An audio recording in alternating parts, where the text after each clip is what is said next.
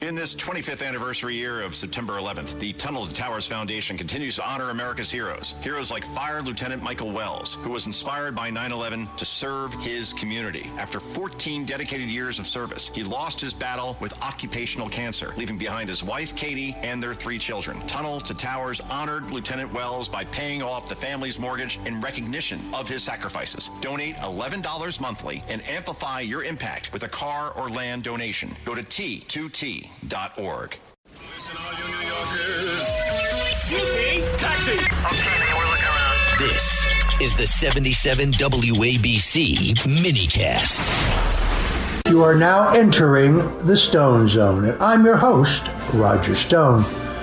You know, assassination is all too common in America's political history. Assassination of our presidents, I speak of. Of course, everybody's familiar with the assassination of Abraham Lincoln, murdered in 1865 at Ford's Theater in Washington, D.C.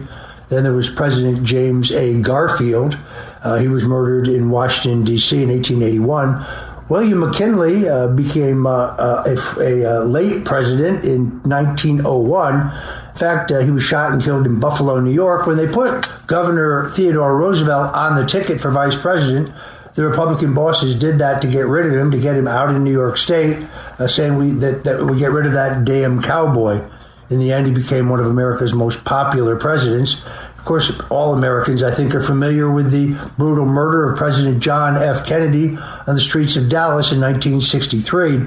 I believe that was at the hands of a conspiracy that involved Vice President Lyndon Johnson at the helm, the Central Intelligence Agency, organized crime, and big Texas oil. But many Americans are not aware that there were other attempts to kill American presidents. An attempt to kill Andrew Jackson in 1835 at the U.S. Capitol. An attempt to kill President Theodore Roosevelt. Roosevelt was actually hit, but because he was wearing a spectacle case, his opticians were Meyerowitz of New York, and a wadded-up speech. The bullet did not harm Roosevelt. He insisted on finishing his entire speech before he would allow them to take him to the hospital. There was also an attempt on the life of President Franklin Roosevelt. That was in 1933 in Miami, Florida. Of course, a Puerto Rican nationalist tried to kill President Harry Truman in 1950.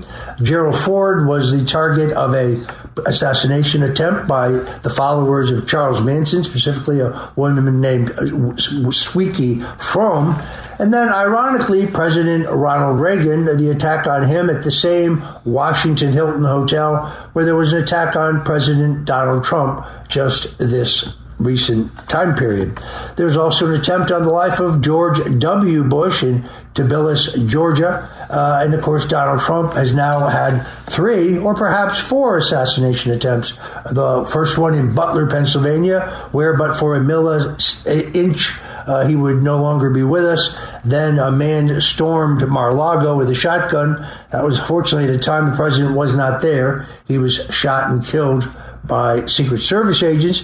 Then there was the next attempt at the Trump International Golf Course in West Palm Beach, Florida, and now this most recent outrageous attempt at the White House Correspondents Dinner. 3 things bother me about the White House Correspondents Dinner. One is the fact that the Secret Service protection was so lax and that a would-be shooter got as close as he did. Secondly, outrageously, those online who are insisting that this was all staged, that this was some kind of false flag operation, particularly those who say that it all looks and smells like Roger Stone. I find that highly offensive. But then lastly, watching these so-called journalists grab the very expensive bottles of wine before they left the ballroom, really quite extraordinary. Now, in the wake of all this, in the wake of the attempted assassination and targeting of President Donald Trump over the weekend, serious questions are being raised about national security and the role that Democrats are playing in undermining it. Senator Dick Blumenthal of Connecticut. You remember him. He's the guy who lied about his military service in Vietnam. They call him Da Nang Dick. They're playing a substantial role. Blumenthal appeared on national television Monday downplaying concerns about the Department of Homeland Security funding, even as the agency remains partially unfunded due to a political standoff. While Blumenthal insisted that the Department of Homeland Security has the resources they need right now, he also made it clear that Democrats are unwilling to fully fund the agency long term without imposing restrictions on immigration enforcement. That stance is drawing sharp criticism, especially given the timing. The attempted attack on the Washington White House Correspondents Dinner has intensified scrutiny over security readiness, with officials warning that prolonged funding gaps can strain critical agencies like the Secret Service. The Secret Service used to be under the U.S. Treasury Department, but now, of course, it is under the Department of Homeland Security, the very department that Democrats refuse to fund. The broader funding fight stems from Democrats blocking full DHS funding unless limits are placed on ICE and Customs and Border Protection, moves that put partisan politics ahead of public safety. The contrast to me is stark. At a time when threats against American leaders are rising, Democrats are choosing to play political games, all because they support their mass immigration power grab over everything else. Consistent, full funding of the Department of Homeland Security is essential, not conditional. Weakening enforcement or withholding resources sends the wrong message at an extraordinarily dangerous time. It empowers extremists and potential killers like we saw this past weekend, but Democrats are completely shameless and frankly, they do not care. In fact, it is the overheated rhetoric of people like Hakeem Jeffries, Senator Chuck Schumer, AOC, Dick Blumenthal, and other radical Democrats. Chris Murphy of Connecticut, who goes outside the country to denounce the President of the United States as a threat to democracy. I frankly think that's treason. We have to get serious about the protection of our presidents and get serious about fully funding the Department of Homeland Security, under which the Secret Service is situated. Meanwhile, Jimmy Kimmel, the low-rated late-night host who poses as a comedian, is doubling down after he targeted First Lady Melania Trump, making a classless joke about the murder of President Donald Trump, a remark that came just days before an attempted far-left terrorist attack at the White House Correspondents Dinner. Kimmel mocked critics during his Monday monologue, dismissing what he called Twitter vomit storms, that's what he calls the criticism of him, and rejecting calls for accountability, taking no responsibility for his own words or actions. On Friday's show, Kimmel suggested that First Lady Melania Trump had the glow of an expectant widow, once again stoking the flames of hatred as he's been doing against President Trump and his supporters for over a decade now.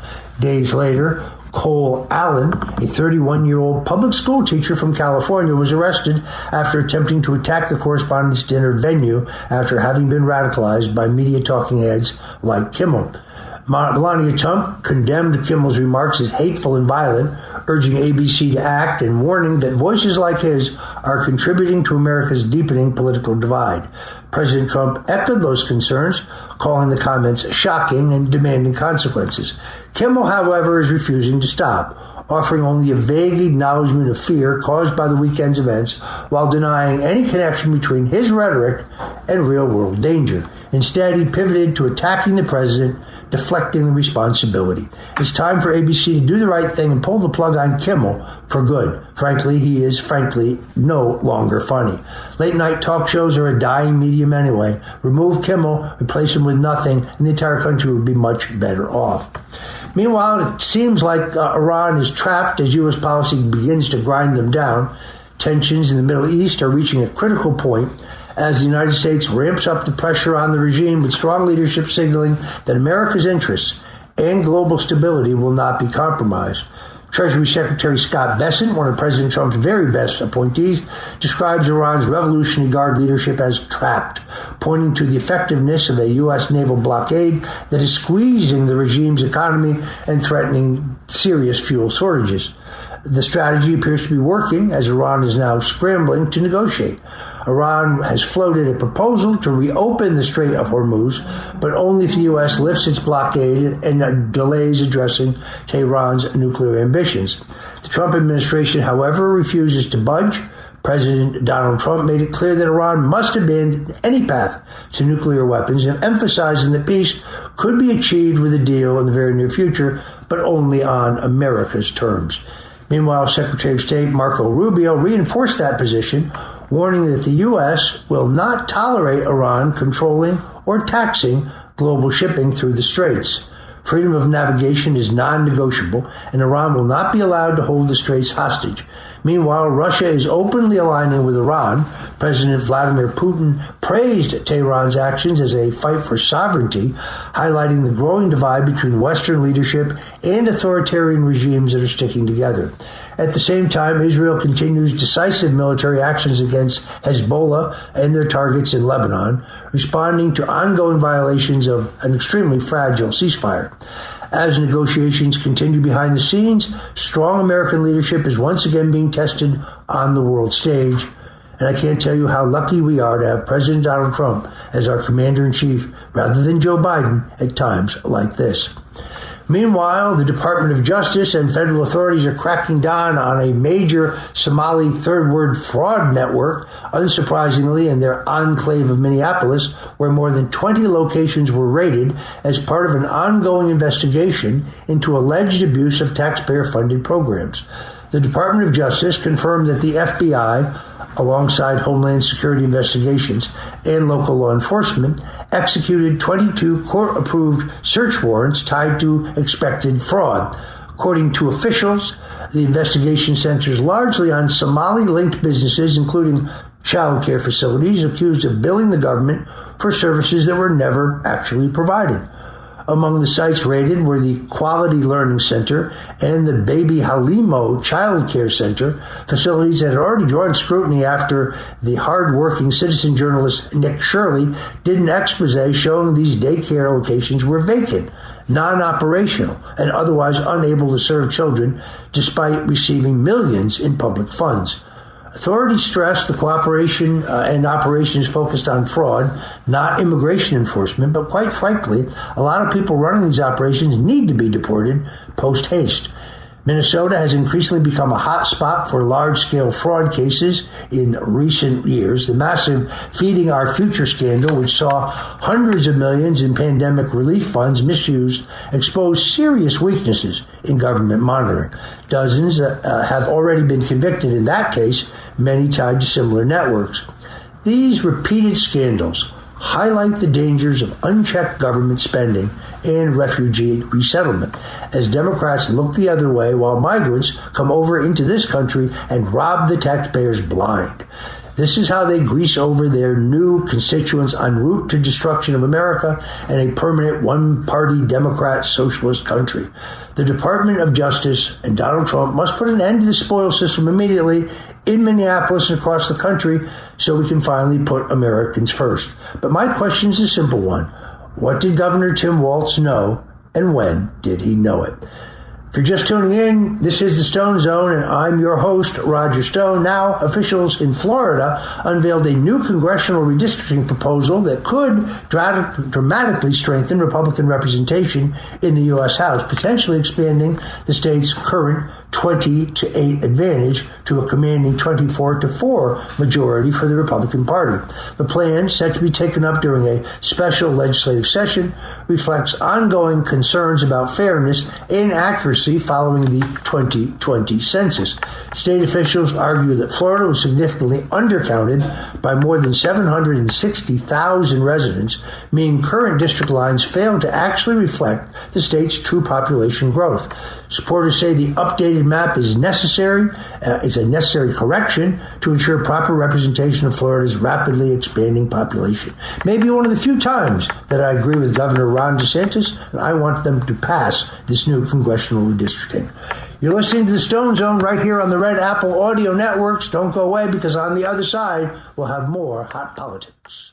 The playoffs are here, and you can predict the action all the way to the finals with FanDuel Predicts. Predict the spread, the total points, and even the game-winning moments that make the playoffs. Sign up and get a $25 bonus with FanDuel Predicts. Offered by FanDuel Prediction Markets, LLC, a registered futures commission merchant. 18-plus bonus is non-withdrawable and expires 7 days after receipt. Trading derivatives involves significant risk and may not be suitable for all investors. Manage your activity with their consumer protection tools. Restrictions apply. See terms at FanDuel.com/predicts/bonus-offer-terms.